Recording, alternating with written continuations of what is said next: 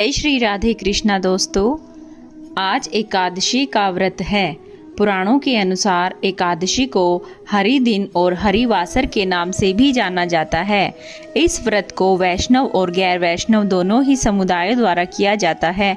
ऐसा कहा जाता है कि एकादशी व्रत हवन यज्ञ, वैदिक कर्म कांड आदि से अधिक फल देता है। इस व्रत को रखने की एक मान्यता यह भी है कि इससे पूर्वज या पितरों को स्वर्ग की प्राप्ति होती है। स्कंद पुराण में भी एकादशी व्रत के बारे में बताया गया है। जो भी व्यक्ति इस व्रत को रखता है उसके लिए एकादशी के दिन गेहूं, मसाले और सब्जियों आदि का सेवन वर्जित है। भक्त एकादशी व्रत की तैयारी एक दिन पहले यानी कि दशमी से ही शुरू कर देते हैं। दशमी के दिन श्रद्धालु प्रातःकाल जल्दी उठकर स्नान करते हैं और इस दिन वे बिना नमक का भोजन ग्रहण करते हैं। दोस्तों, एकादशी व्रत करने का नियम बहुत ही सख्त होता है, जिसमें व्रत करने वाले को एकादशी तिथि के पहले सूर्यास्त से लेकर एकादशी के अगले सूर्योदय तक उपवास रखना पड़ता है। यह व्रत किसी भी लिंग या किसी भी आयु का व्यक्ति स्वेच्छा से रख सकता है। एकादशी व्रत की चाह रखने वाले लोगों को दशमी यानी कि एकादशी से एक दिन पहले के दिन से कुछ जरूरी नियमों को मानना पड़ता है। दशमी के दिन से ही श्रद्धालुओं को मांस, मछली, प्याज, दाल में मसूर की दाल और शहद जैसे खाद्य पदार्थों का सेवन नहीं करना चाहिए।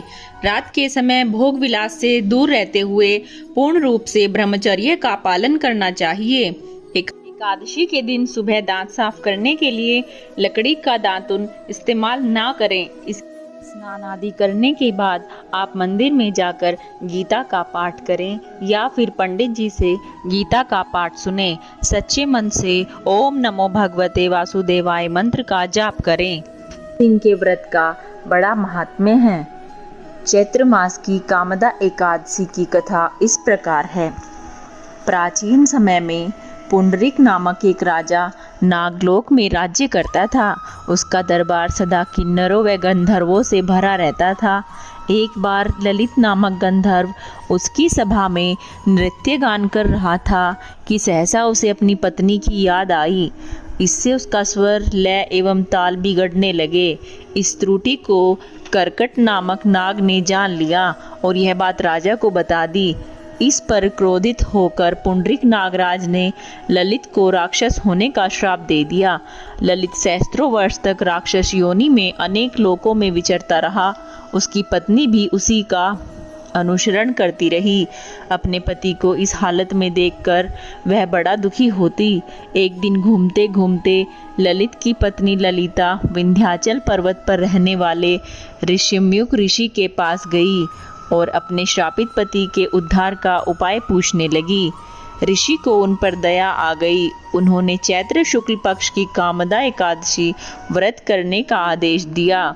मुनि ऋषिम्युक के बताए गए व्रत नियमों का इन दोनों ने पालन किया तथा एकादशी व्रत के प्रभाव से इनका श्राप मिट गया और अपने गंधर्व स्वरूप को प्राप्त हो गए। इस व्रत की कथा को सुनकर हमें ज्ञात होता है कि कभी कभी छोटी छोटी भूलों की बहुत बड़ी सजा मिलती है। ऐसे में यदि हम साहस व धैर्य से काम लें तो उन पर विजय पाई जा सकती है। कामदा एकादशी का व्रत रखने के लिए यह मान्यता है कि अगर कोई व्यक्ति कामदा एकादशी का व्रत रखता है और नियमों का पालन करता है तो ब्रह्म हत्या आदि पापों तथा पिशाचत्व आदि दोषों का नाश हो जाता है। कामदा एकादशी की कथा पढ़ने और सुनने से वाजपेयी यज्ञ का फल मिलता है। दोस्तों, कामदा एकादशी के दिन विष्णु भगवान की पूजा की जाती है। इस दिन व्रत करने से हर तरह के दुख और कष्टों से मुक्ति मिलती है। मान्यता है कि इस दिन व्रत पूजन करने से अधूरी मनोकामनाएं विष्णु भगवान पूरी करते हैं, इसलिए इसे फलदा एकादशी भी कहा जाता है। अगर आपका पति या बच्चा बुरी आदतों का शिकार हो तो भी कामदा एकादशी का व्रत रखना चाहिए। कामदा एकादशी की व्रत विधि में एकादशी को निर्जला व्रत भी रख सकते हैं। सुबह स्नान करके सफ़ेद पवित्र वस्त्र पहने और विष्णु भगवान की पूजा करें। विष्णु भगवान को पीले गेंदे के फूल, आम या खरबूजा, तिल, दूध और पेड़ा चढ़ाएं। हिंदू धर्म में कामदा एकादशी का बहुत महत्व है। कामदा एकादशी का दिन उन भक्तों के लिए बहुत महत्वपूर्ण होता है जो कि भगवान विष्णु के उपासक हैं। माना जाता है इस दिन किए गए व्रत से कई सालों की तपस्या के समान फल की प्राप्ति होती है।